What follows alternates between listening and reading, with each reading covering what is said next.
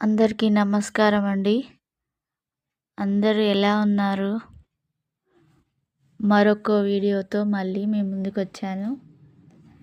ఈరోజు 11 చుక్కల ముగ్గేస్తున్నాను.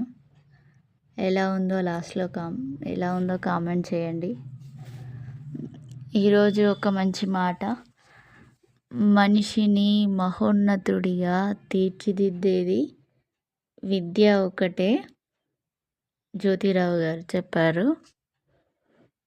పిల్లలకు మనం డబ్బులు సంపాదించి పెట్టకపోయినా పర్వాలేదు, వారికి విద్యను అందిస్తే చాలండి. చదువు సంస్కారాన్ని ఇస్తుంది.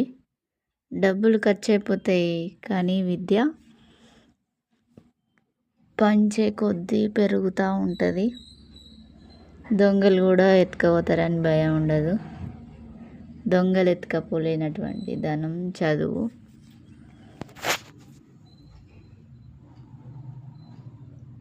ముగ్గు ఎలా ఉందో కామెంట్ చేయండి.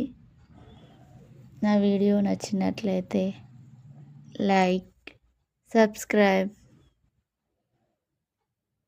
బాయ్.